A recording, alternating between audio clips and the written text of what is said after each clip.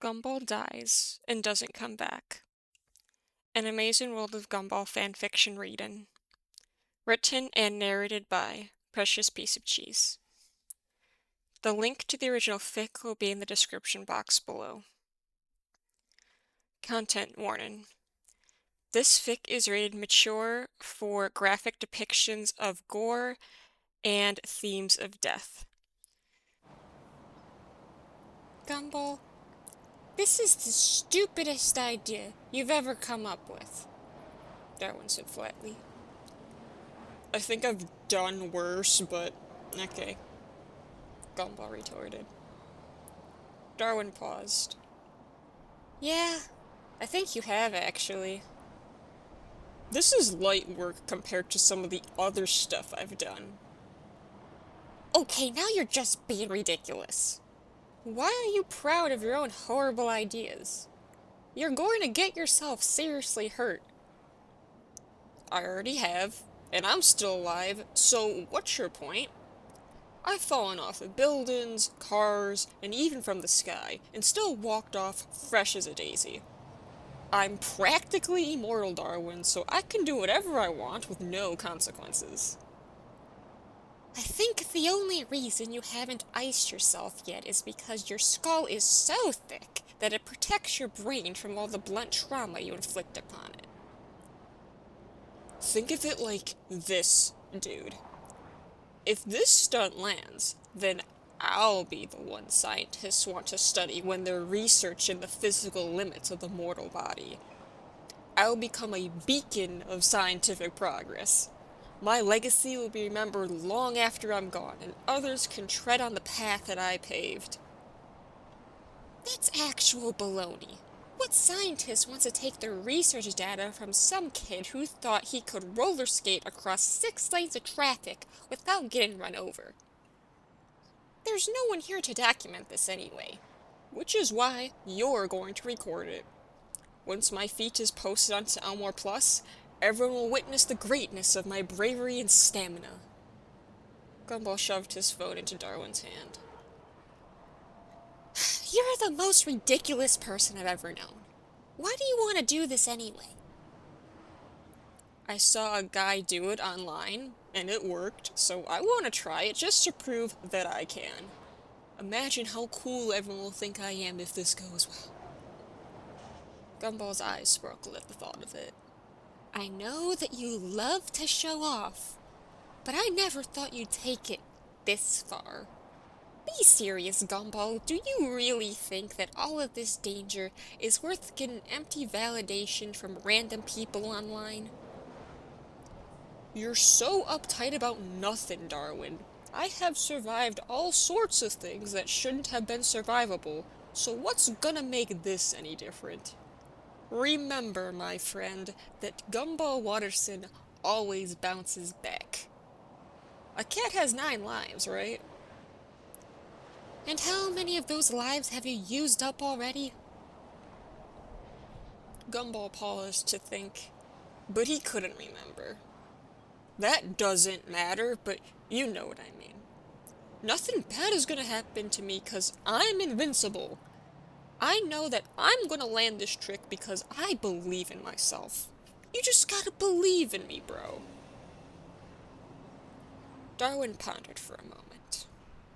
He hated to admit that Gumball was right and that he had survived many incidents that would have ended anyone else. So why would this be any different? He knew Gumball well enough to know that he'd just do whatever he pleased, no matter how much he objected to it. Darwin just had to trust Gumball to be fine, even if reluctantly. You know what?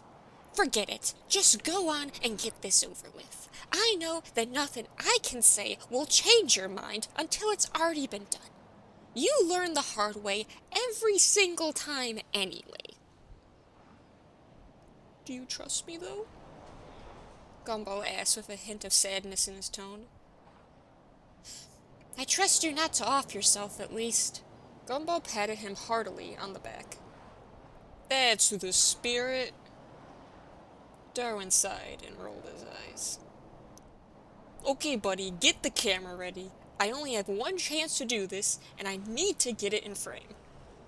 I will use my expert roller skating skills to weave in and out of traffic safely to the median and then make my way to the other end of the road.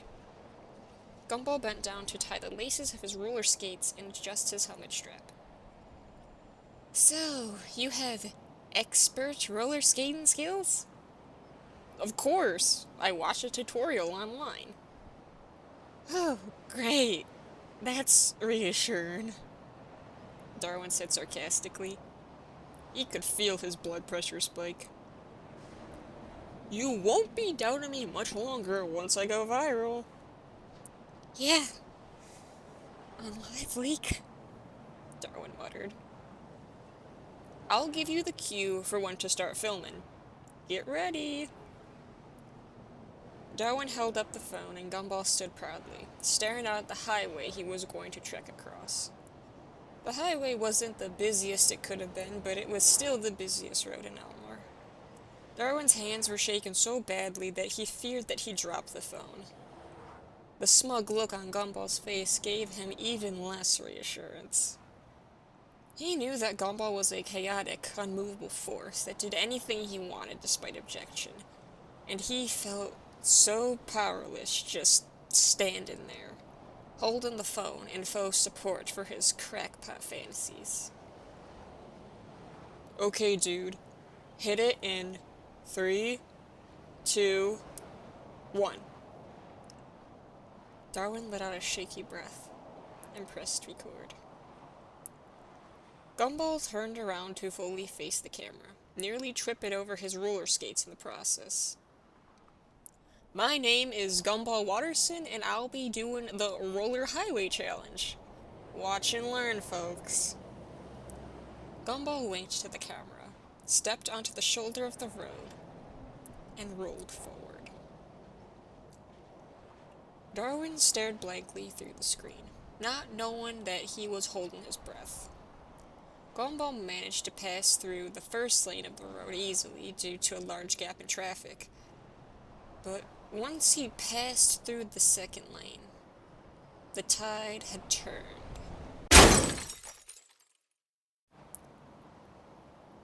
When Gumball skated into the middle of the second lane, a minivan going 75 miles per hour slammed directly into him, causing him to bounce off the bumper and slide across the hood, hitting his head on the roof and smacking face first back in the road.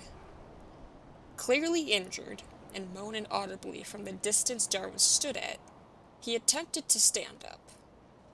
But he was then plowed over by a row of 7 cars.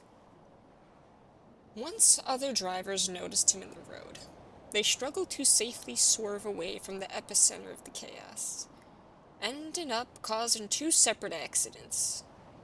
A 3-car pileup and an 18-wheeler tipping over into a ditch.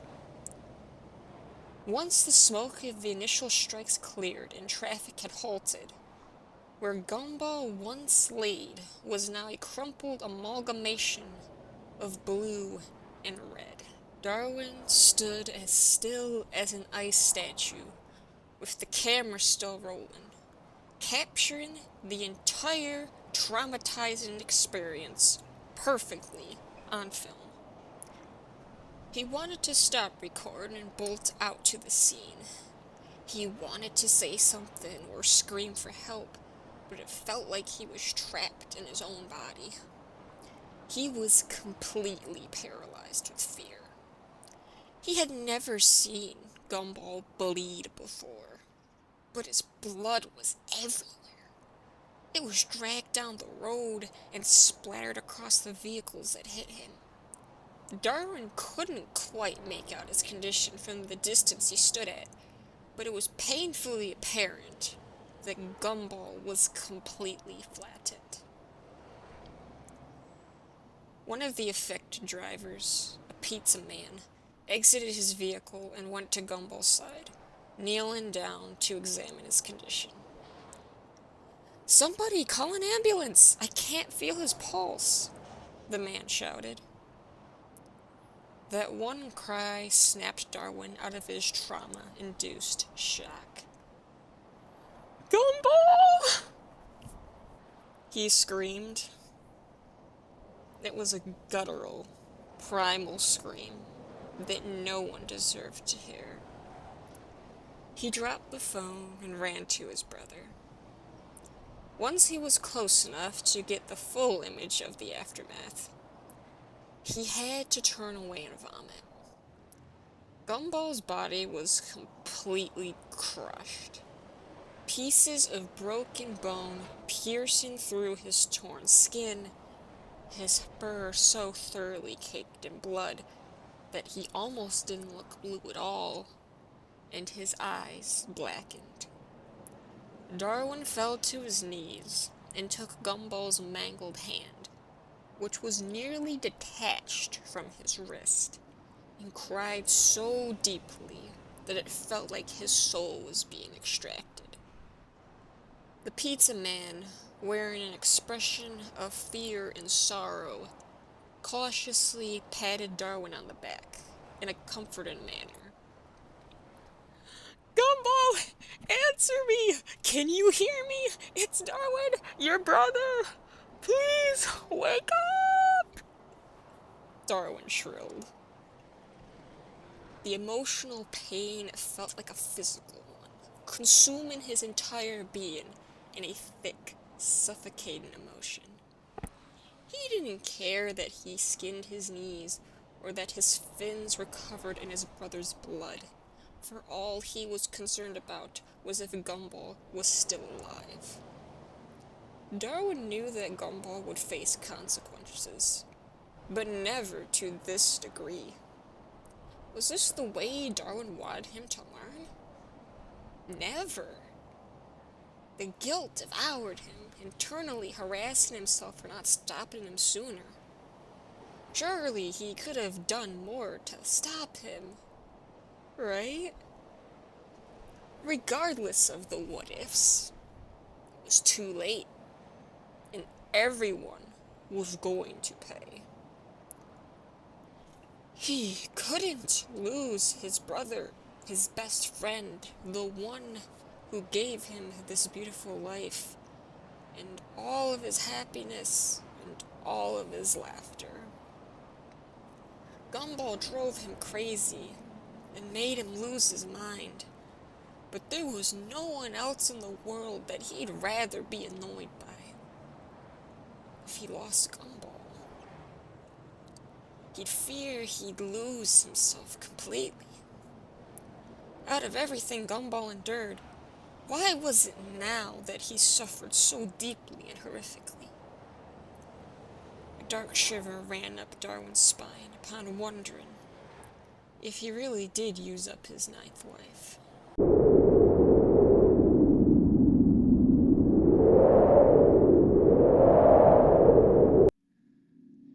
Pain, pain, pain, pain, pain. My body burns. Everything burns. My body is destroyed. My bones are broken. Numb, yet screaming, searing, hot, agony. I can't move. I can't speak. I am trapped. Let me scream. I need to release the energy boiling within me. I see red. The pain is unbearable. I see red. Blood is in my eyes. I've never seen my own blood before. The blood clouds my vision. I can't see clearly. My throat is filled with blood. I can't speak. Why am I bleeding? I hurt, but I never bleed.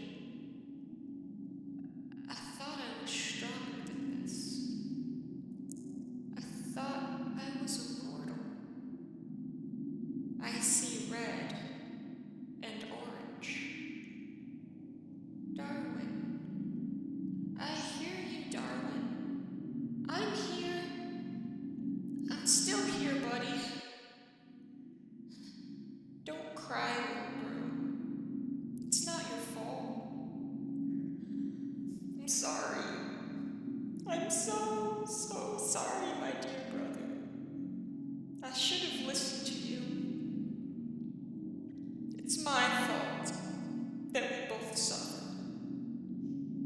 I will hug you with my heart when my body cannot.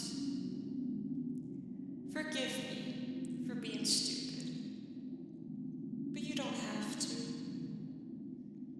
You can hate me if you'd like. I'll understand. I hate myself too. I feel so tired. Oh, the pain is faded.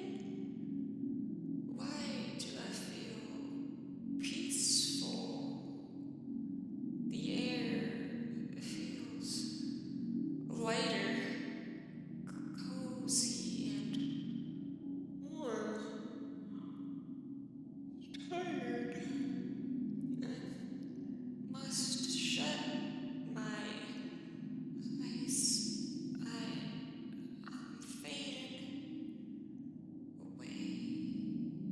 I'm sorry, darling. I don't want to leave you. I love you, darling. Penny, Anais, Mom, Dad. I love you. I love you. I love you.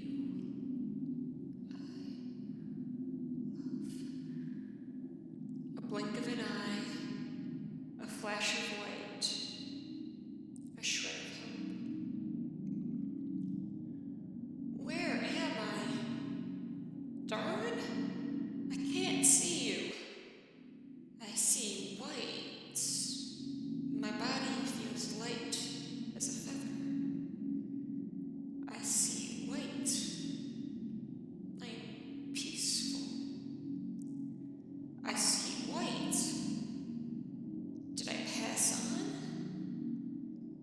I see white. Is this heaven? Yes, I made it! Thank you, universe!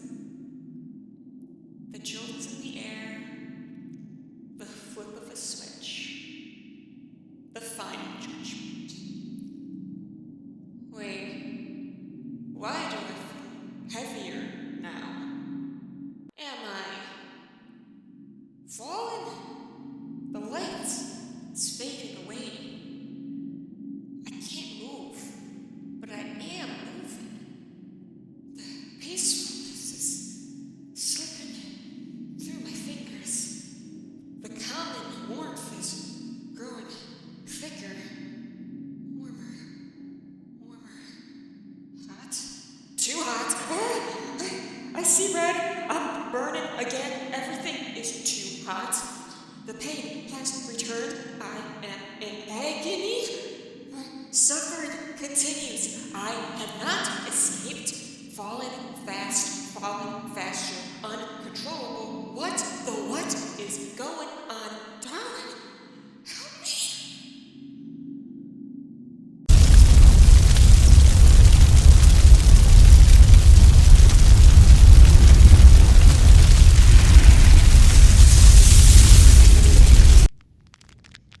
Gumball smacked face down in the hot dirt once he finally hit the ground. He scrambled to his feet and whipped his head around to see where he was. The last thing he knew, he was mutilated in the middle of the road, but now he was able-bodied with the roller skating gear removed in what looked like a cave coated in red rock. The temperature was so hot that it felt like his skin was burning off, but he was still intact.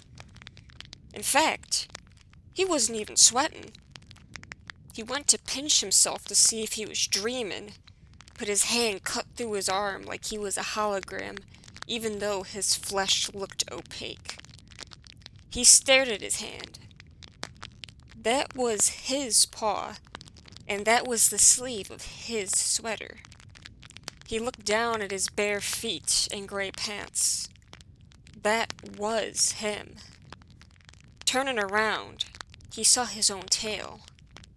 He was still Gumball, but he wasn't real?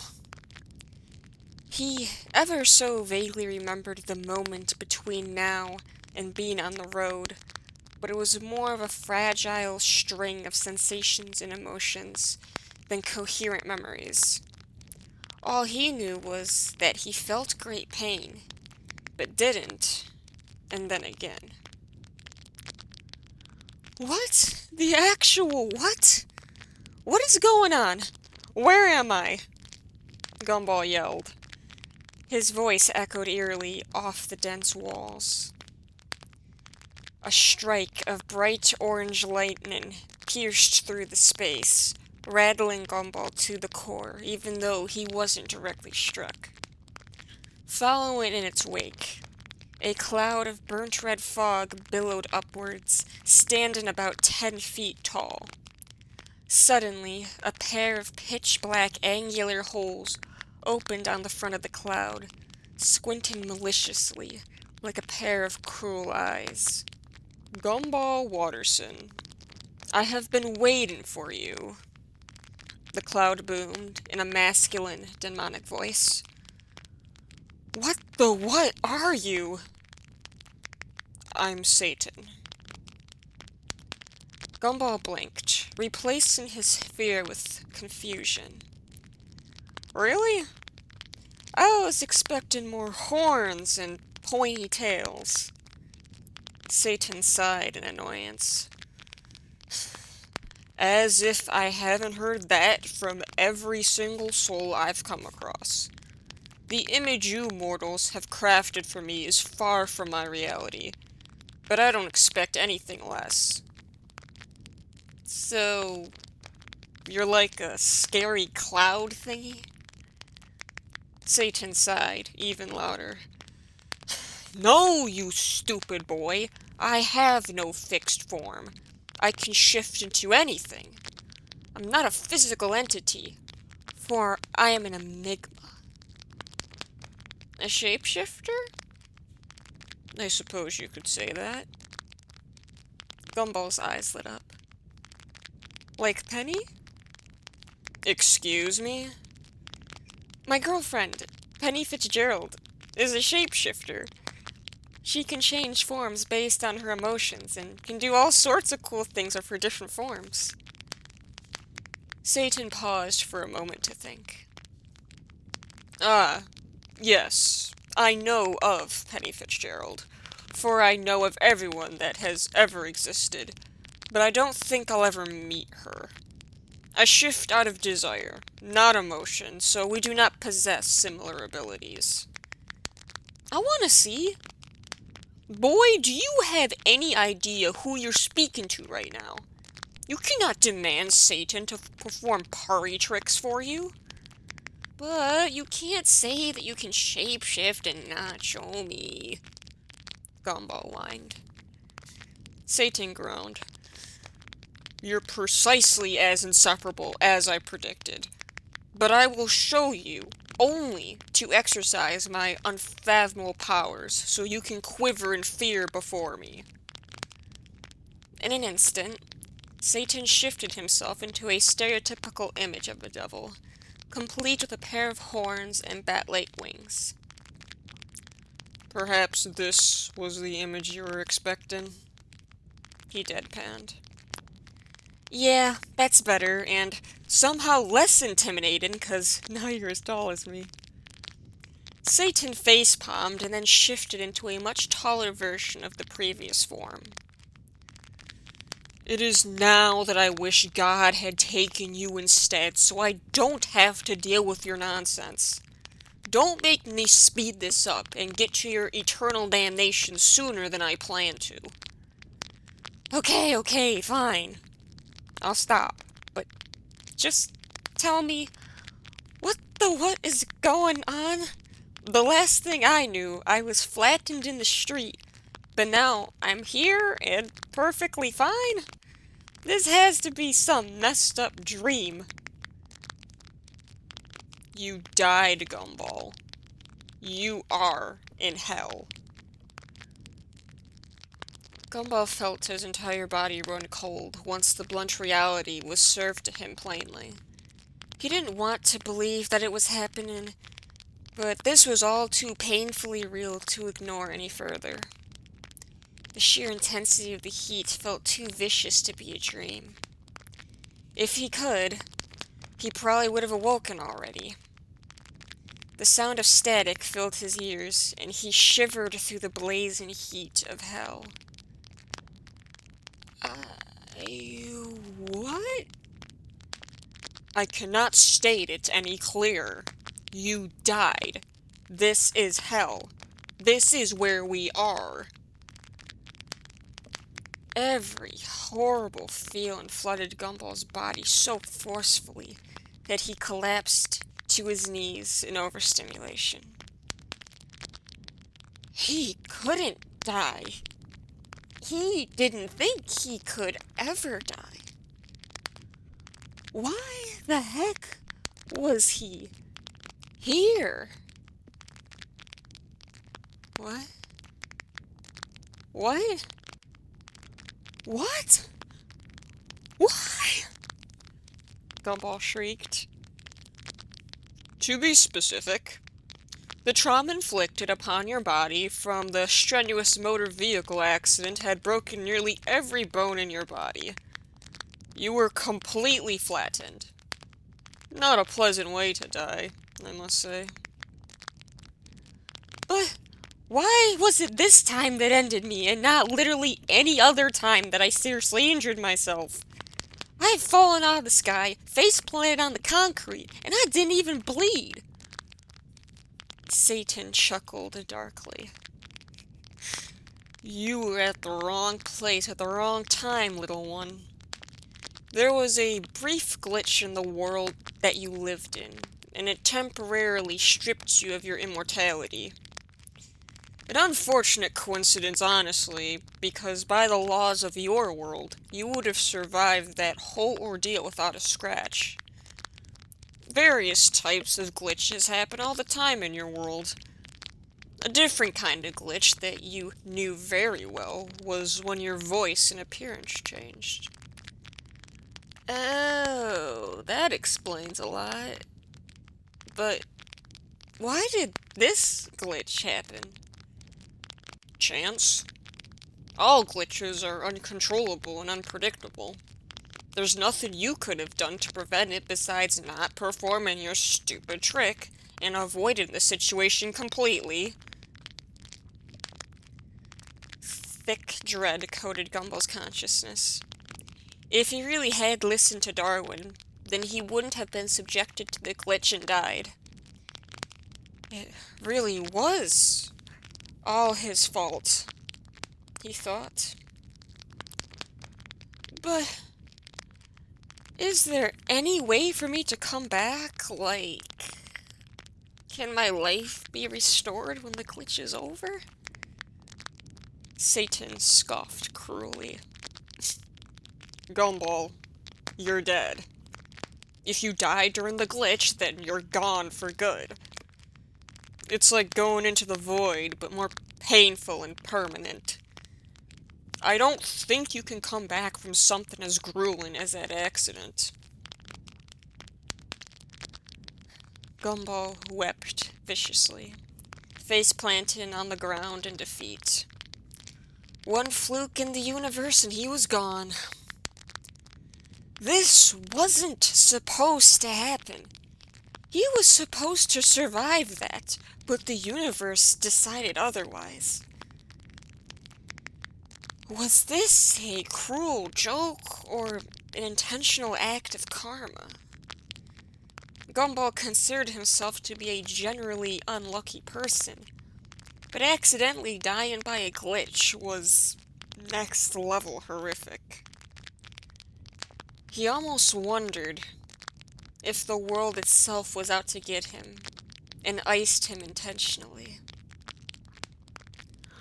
Why am I here, though? I don't belong here! Gumball bellowed. Satan laughed maliciously as he watched Gumball have a nervous breakdown. Yes, you do belong here with me. I've been waiting for you for years. Gumball was once again disarmed by confusion. What do you mean? Oh, you must have been too young to remember, but I will tell you. This was when your sister was just a baby, if you can recall. You were about 8 years old, and you and your brother almost got hit by a truck. That was your first near-death experience. Your soul temporarily left your body and began descending, but chance was on your side that day because you were able to recapture your soul. For being so young, you were aware of what happened, and you even spoke about it. Gumball fell silent, trying to piece together that memory that he ever so vaguely remembered. I sort of remember. What did I say? I can't remember that. You said, well, at least your soul was going upwards. To your brother when you saw his soul ascend. You were aware of your fate this whole time, but chose not to improve yourself further to change it, and now you're here. I thought that maybe you'd better yourself and never find your way to me again, but alas not. That one sentence pulled Gumball's memory back to that moment, and now he remembered. It was when Anais was being a menace to them when she was a baby. He couldn't recall the moment in which his soul left his body, but that one line felt familiar enough. Oh my gosh, I do remember that, but what did I do to end up here? I'm not that bad. Satan laughed a horrifying laugh that seemed to shake the ground and walls. I'm glad you asked. Satan shifted into the form of a police officer and whipped out an obnoxiously long list of paper that dragged on the floor. You have committed so many crimes that if you weren't 12 years old, you'd get detained by the FBI and receive the death penalty. From innumerable counts of property damage, arson, and being a public nuisance, to your most serious offenses like the distribution of illegal drugs, unethical cloning, and selling a classmate's parents just to piss him off. And you're just generally a rotten, selfish, and spiteful person. Why are you surprised that you ended up here? Give me that! Gumball snatched the list out of Satan's hand and examined it. He muttered to himself as he scanned through Satan's list, which was carefully dated and annotated in chronological order. Oh, yeah. I remember that. Yep. Yikes, that was bad. Oh, my gosh. Gumball let the list fall to the floor as he stared off into space, feeling the weight of everything he had ever done crash upon him. He didn't want to believe it. He simply couldn't bring himself to believe that he was that bad. That still doesn't mean I should be here, he said meekly. He knew that he was screwed, but he couldn't help but protect himself. Satan gritted his teeth and shifted into a massive ball of fire. You stupid, stupid boy! Do you not acknowledge the sins you have committed? How can you see all of this evidence and have the audacity to tell me that you should be pardoned from consequence? Do you possess any sense of moral compass, or do you occupy a mindset that only revolves around your selfish desires without regard to anyone else? You sold a child's parents and you think that you're absolved of sin? You are not a good person, Gumball Watterson. Accept the truth. Satan spoke so loudly and forcibly that it felt like the whole universe quivered. The ground actually shook, throwing Gumball off balance and making him fall over. Gumball wished his mom could swoop in and beat the lights out of Satan, because if anyone could defeat Satan, it would be her. He didn't want to unpack the darkness within him, but Satan forced it upon him. He knew he possessed it, and the reality of his own depravity was too sickening for even himself to confront. But he had nowhere left to run. Please, I know, just leave me alone. He wanted nothing more than a hug from Darwin, so he hugged himself in a vain attempt to self-soothe. You know? You were aware of your own actions and had not improved upon them. That's the worst fate of all, to knowingly act in unjust ways with no attempts to change your behavior. Absolutely shameful. It hurts because it's true. I know I'm a disgusting person. You don't think I know that? I'm so painfully self-aware of everything that I do that it feels more like a curse than a gift.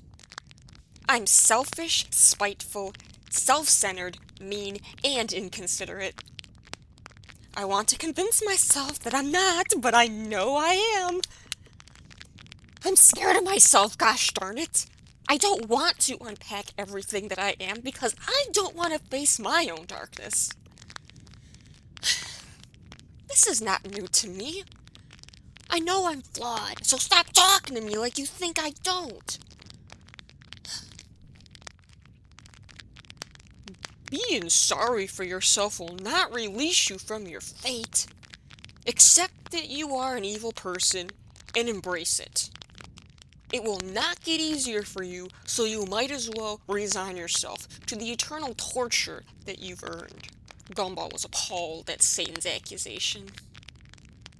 Gumball Watterson may be a lot of things, but he was not evil, and he knew that very well.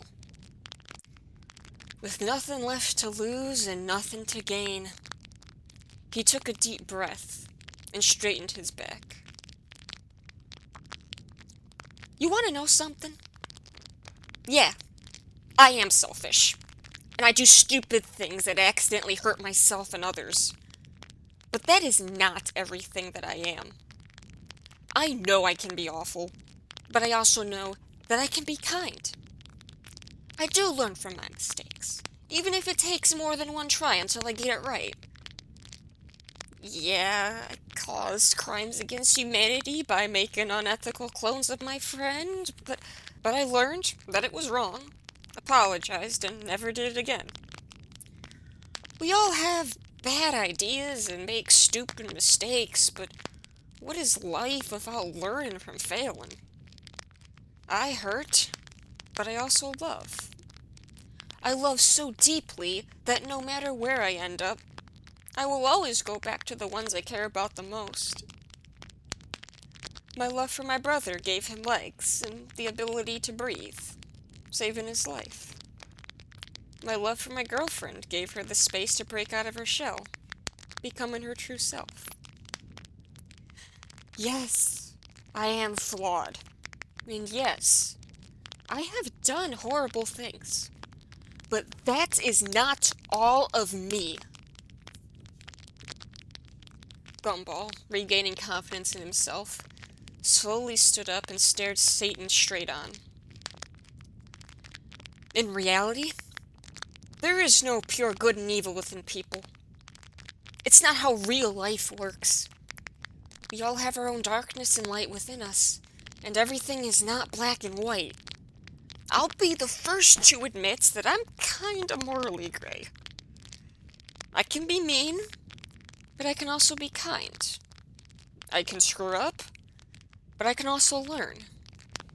You say I never change, but I know you're wrong.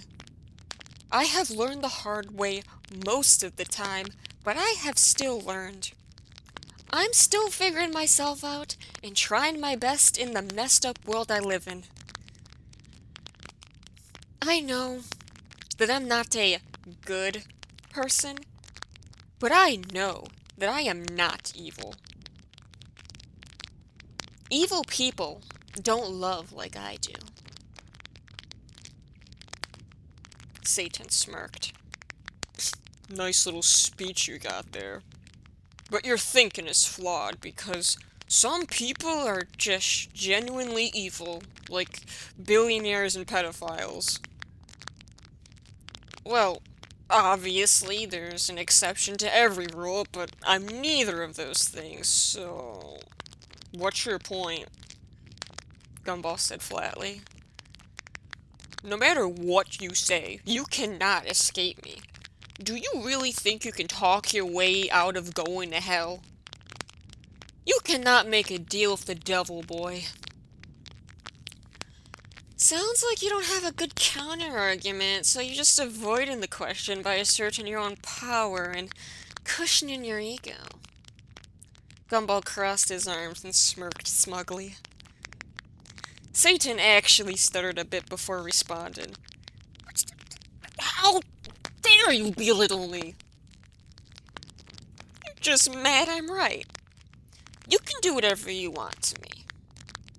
But I will never forget the good I have done for the people I love. You will never take that away from me. A rock formed in Gumball's chest upon revisiting the memories of his loved ones. He remembered when he reunited with Darwin when he thought he was gone for good, and when he kissed Penny for the first time in the woods. He wept quietly into his hands, realizing that he'd never see anyone he loved again, because he doubted that they'd join him in hell. They were better than he was. Even in their absence, Gumball loved them, and he felt his heart swell at the memory of them. He closed his eyes and pressed his hands to his chest. Remember them with all his power, refusing to let their faces fade with time. He imagined them standing around him, his parents standing on either side with a reassuring hand on each shoulder, Darwin and Penny holding his hands, and Anais hugging his torso. Even through the eternal torture he'd be subjected to, he would think of them every moment, for the pain could be dulled if he had love in his heart. Suddenly, it felt like an earthquake ripped through the cave. Pieces of stone fell from the ceiling. Gumball yelped when a large rock hit him on the head. What is happening? I did not command this, Satan shouted. The shaking grew louder and more forceful, feeling as if the whole cave was going to collapse. In a moment as quick as lightning, a gaping hole formed in the ceiling from where the rock had crumbled away. A beam of intensely pure white light pierced through the hole, temporarily blinding both of them. This is impossible! Satan roared. Once Gumball's vision adjusted, he stared directly into the beam of light that shone upon him like a spotlight. In airy, angelic tones, he could hear his loved one speaking. Can you hear me, buddy? Look, I think he's breathing again. Oh my gosh, Richard, it's a miracle. Come on, son. You can do this. Gumball, I'm right here. I love you. I can see his chest rising. Please wake up.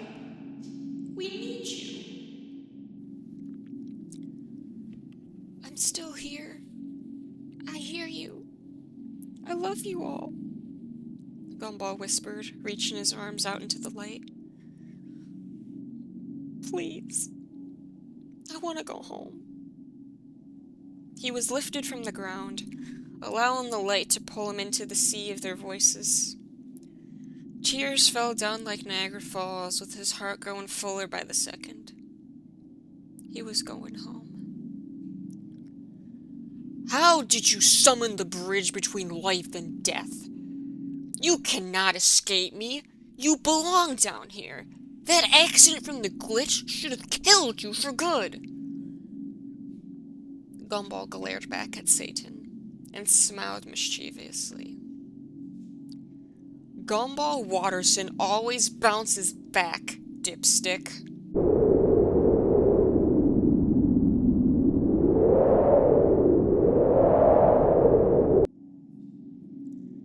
I see light. The light is carrying me away. Take me far away to where he'll never reach me again. The burning is fading. My body is warm and light. Peace returns. Fear is slipping away.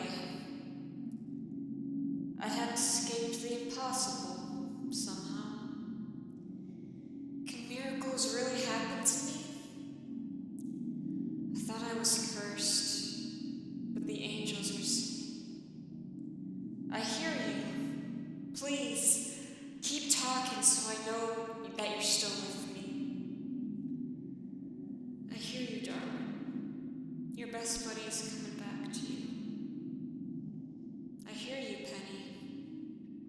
Your boyfriend is coming back to you. I hear you, Anais. Your brother is coming back to you. I hear you, Mom and Dad. Your son is coming back to you. I'm coming home. You are my home. I belong in this world. I belong with all of you. I'm sorry for making you grieve. Will you forgive me? You don't have to. I'd promise you anything for another shot at life. I love you. I hope you still love me too.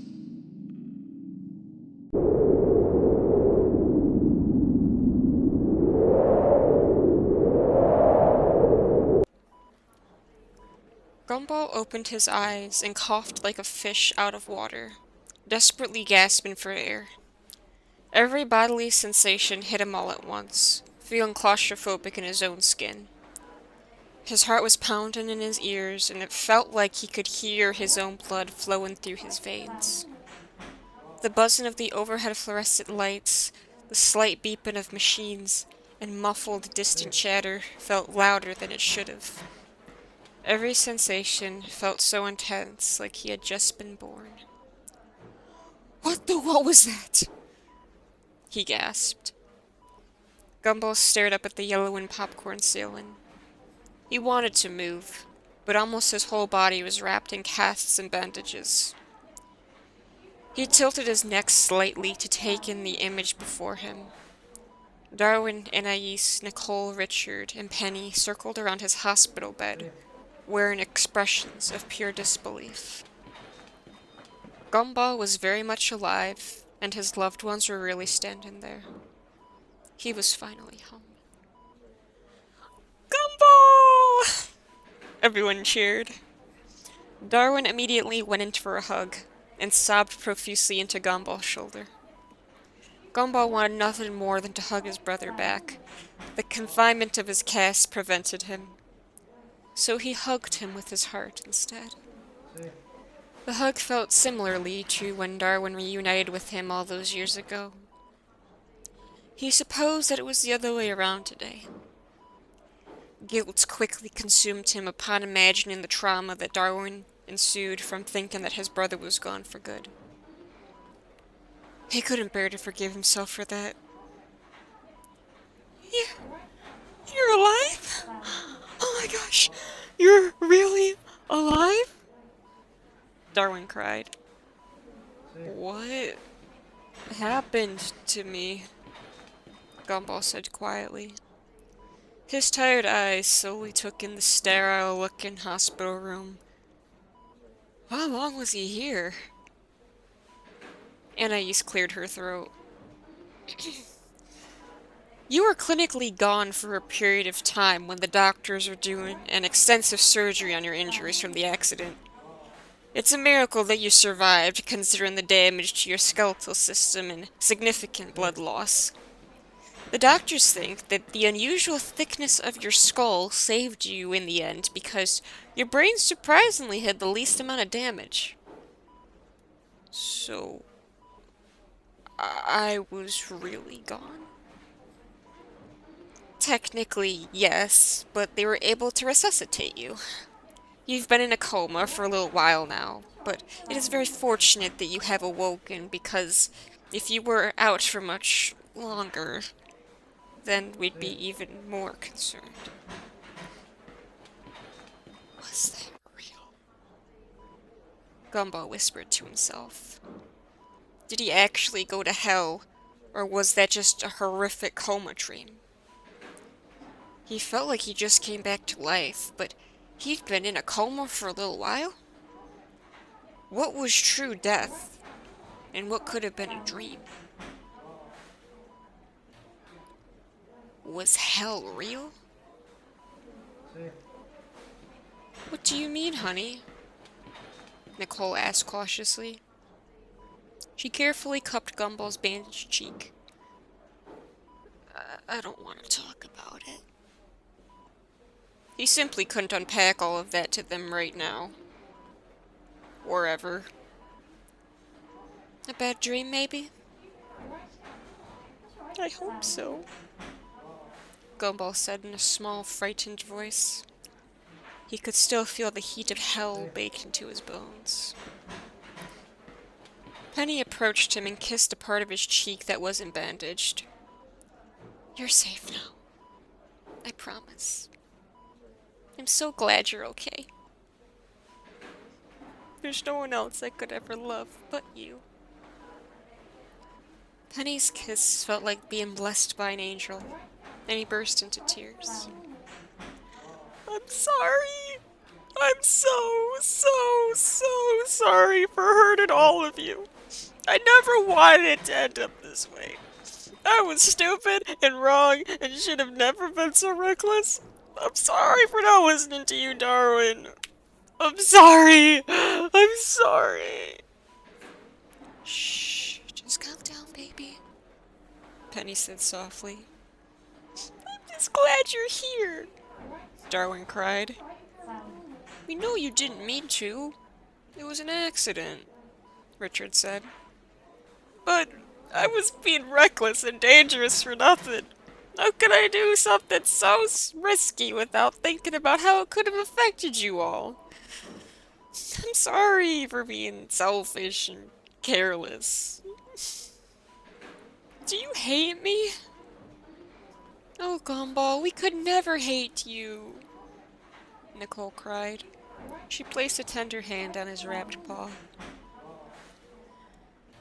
Just promise to never do that again. I can't lose you, Darwin pleaded. He held on to Gumball's other bandaged hand for dear life. Gumball teared up, frustrated that he couldn't reach out his hand to comfort his brother. He felt the heaviest guilt for having Darwin witness the entire scene in real time. His memory of it was spotty, but he remembered Darwin sitting beside him on the road screaming and crying. He couldn't imagine how traumatizing it was to witness something as grotesque as that accident. He couldn't find it in his own heart to forgive himself for causing Darwin such pain. Darwin, I know that nothing I can say can erase what has happened to you. And I don't expect you to forgive me. But just know how much I regret. I regret everything.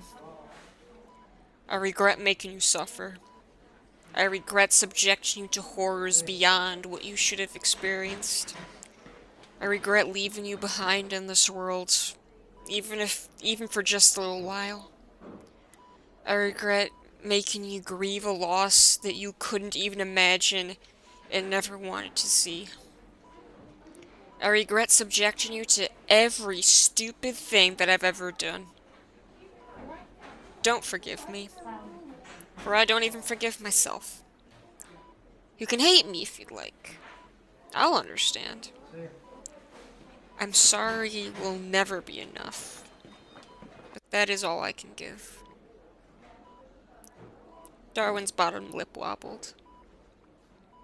Gumball, I could never bring myself to hate you.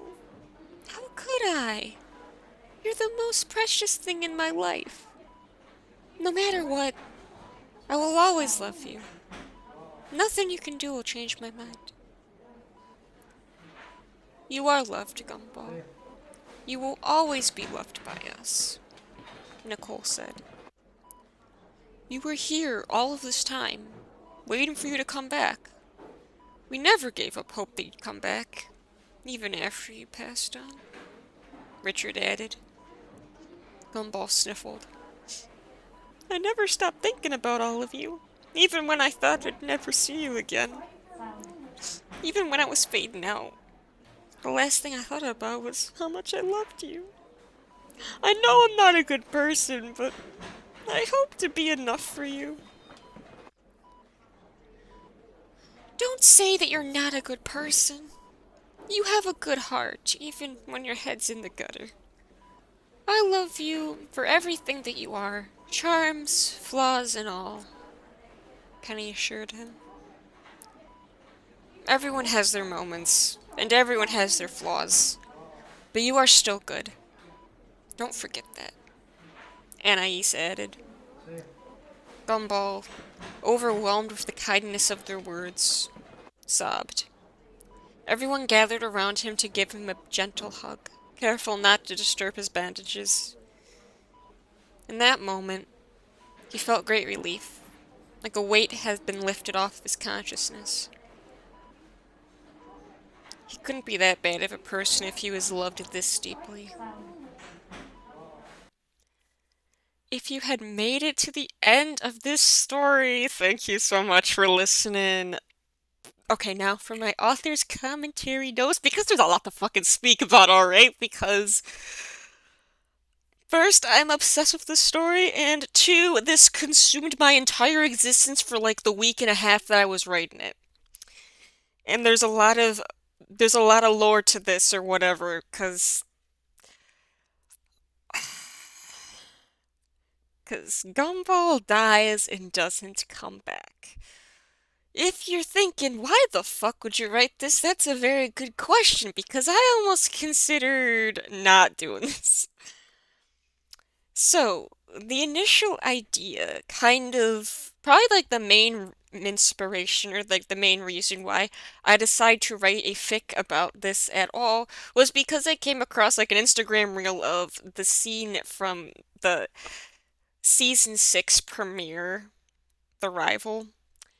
I've referenced that moment in the work itself, but it is when Gumball says, well, at least your soul is going upwards, when like they're about to get hit by the car. So it is technically canon that Gumball is going to hell when he dies. At least at that moment he was, and I'm like, and that one thing sent me on like a thought spiral of like, wait a minute, I'm not even pulling shit out of my ass. This is just what is presented to us. Like, oh yeah, Gumball's just going to hell. What the fuck did he do at like 8 years old to warrant that? I don't want to know, but that just fascinated me so deeply that it made me think about, like, what if he did? Like, what would happen if he went to hell, and what would happen for him to get to that position?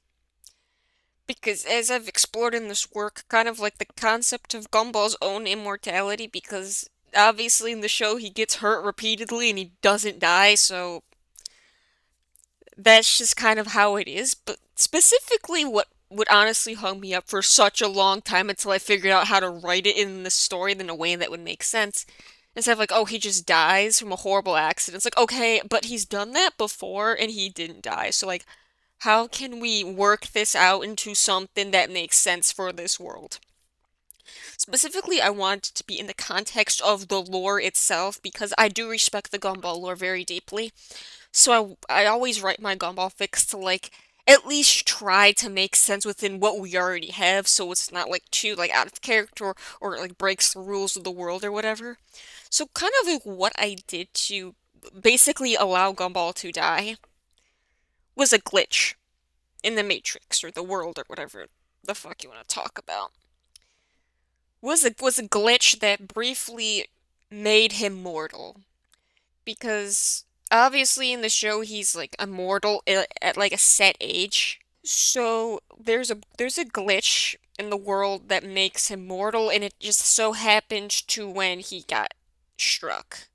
You're thinking, why? How does the glitch make sense? Because what I pulled them and what I referenced in the work specifically was how glitches happen in this world like a lot. It's just like they come in different forms. Like as Satan specifically referenced, like the glitch that makes their voices change. That is kind of like a similar type of thing that I wanted to incorporate. It's like a similar type of thing. It's not the exact same thing, but it's like under the same category because like glitches have happened in the world before, so we can just add another one to kind of like add to what we already have. Because obviously the characters don't like bleed or die or do anything like that. So it's like we have to have a glitch that kind of like makes the fantastical world like a bit more grounded in reality. Kind of like what the glitches already kind of do in the canon in like change in appearances and change in voices. It's like at some point you do have to adhere to the laws of reality, and sometimes the glitches come in to where it's like it briefly strips them of that. Does that make any goddamn sense? In my head, it makes sense, but no one has complained that it didn't make sense, so I'm like, okay, fine. There's multiple themes I want to explore in this work specifically, also the concept of Gumball's immortality, because as he was bragging in the beginning, like, I can do whatever I want because I'm immortal. It's like, yeah, technically, but he didn't know about the glitch and then he just iced himself. And I also want to play on the specific. Okay, this is like a known thing that, like, at least in the original series, like, the new series, they can say it. Nicole has said it once, where the characters cannot say die or kill or anything like that. That they have always said words like go around what that means. Iced is my favorite one that they use, but I've used a bunch of different like ways to say it in this story because although this story is like circled around death and specifically hell, I didn't want the Gumball characters to specifically say those words because only Satan can say hell and dead and stuff because he is not part of this of their world technically because kind of the vibe, at least the dynamic between Gumball and Satan specifically is like Gumball is being like forcefully removed from his own world and like plopped in like this different reality where like the way things are and like the laws of the world are not the same, where he feels like alien in this world type of thing. Yeah. So the kind of like the contrast between Satan and Gumball, I wanted like specifically language wise to be different because Gumball can't say hell, but Satan can't say hell. Because I feel like at least to me, like when I write Gumball fics, I always have to be very careful about like the language I use or like what characters can say, because again, I respect the lore and I respect the characterizations that we already have. So I kind of want it to like fit within the existing context because I feel like just having Gumball saying like, "Oh, I died," like that doesn't sound right in my spirit. So, yeah. And it also should be noted that my other piece of inspiration was the Smile and Friends episode Charlie Dies and Doesn't Come Back because that's what I named this story after, obviously. And I wanted this to be a similar type of concept. Specifically, a character dies in a gruesome way that's like unnatural to the world that they live in.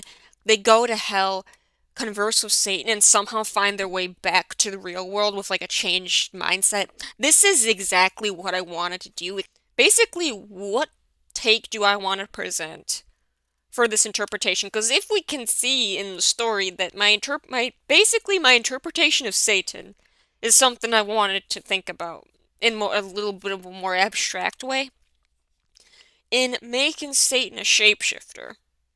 Now, obviously, I don't think this is, like, part of the biblical canon or whatever, but it's just my idea. Where I wanted Satan to be.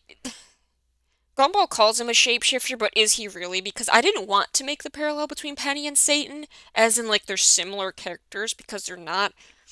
It's like I wanted basically that aspect of Satan to be like a bridge between this world and Gumball's world, where it's like, and I wanted, like, if we're thinking of like, in like the actual concepts of Satan, that he's probably not. It's like God, I suppose, where it's like, yes, people have their like image of what they look like in their heads, or like the quote unquote the mortal interpretation of them, is like I feel like that just wouldn't apply to like if Gumball is dead ass gonna meet Satan. It's like, is he gonna look like how I thought he would?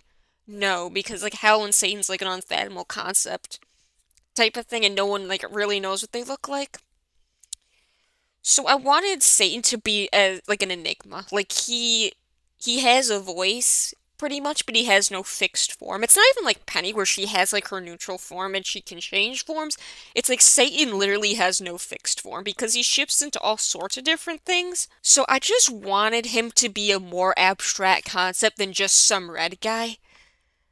I feel like Satan is like everything and everyone and can do anything type of thing. But I do feel like this story specifically, like I think it lends itself best to being read on the page.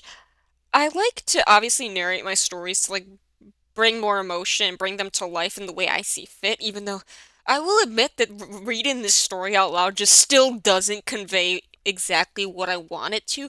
Because once I can't, for one thing, I can't make the characters scream as derangedly as I want to because I don't want my downstairs neighbors to call the cops on me. So, yeah, I know my screaming is kind of pathetic, but I don't feel like getting called on, so we're gonna have to make do with that. But, I do feel like, you should read along with the story as you hear it, because specifically, like, if this is the first time you're hearing this story, then you wouldn't have gotten this.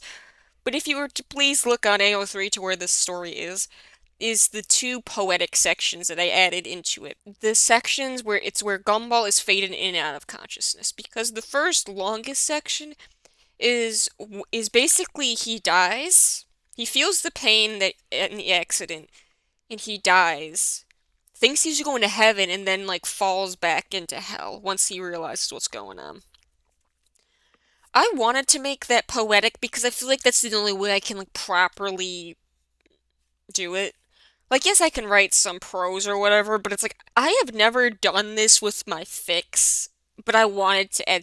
It's not actual poetry. It just formatted like it. I'm not gonna say that was real poetry because isn't I don't fucking know. But there are parts of it where it's like it's all caps to like signify that he's like screaming.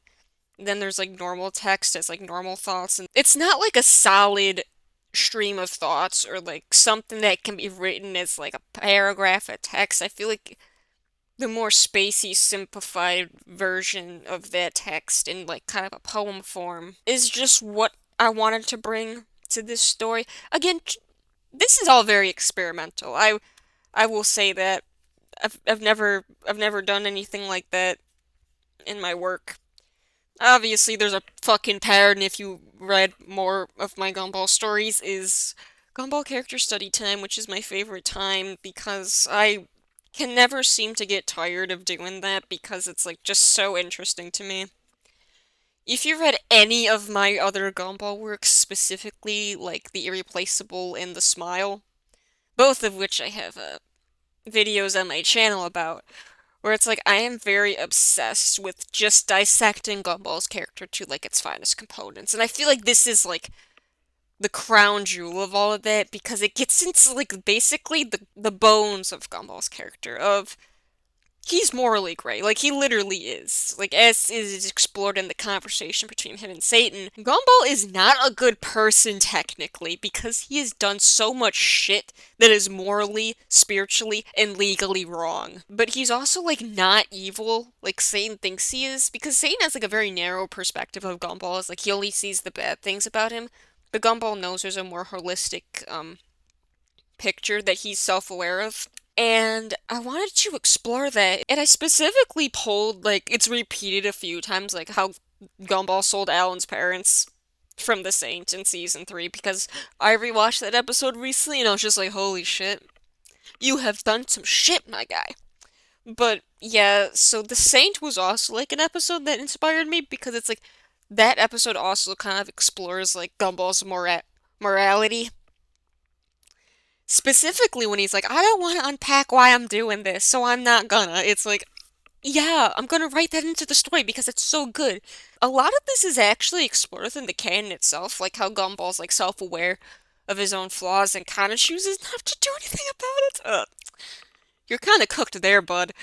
But it's like he does learn from his mistakes, and like he specifically what I want to highlight was he does care about people. He's not evil because he cares about other people too much. Specifically his loved ones, like his family and Penny. That is kind of like the highlight of this entire thing is like Gumball is fucked up, but he's not that bad because he at the end of days he cares about his loved ones more than anything else. Because that is literally true. That is literally fucking true. And yeah, there's just a lot of character work I want to do with this, and I'm like kind of obsessed with it because again, I think it's a different flavor from like the other work I've written. It's crazy because I'm like, oh my god, I don't know if anyone's gonna fuck with this. Because I was initially nervous, like when this is the most nervous I've ever been to post like anything ever, and that says a lot because of all the fucked up shit I've written before. But I was nervous to like post this because I'm like, is this too much? Like dead ass, is this like too much where it like doesn't make sense? Specifically, okay, this is what kind of hung me up, and I'm like, do I include it? But it's like you have to. If your heart tells you you have to write it in, then you have to write it in. Where it's like the gore of the car accident, okay?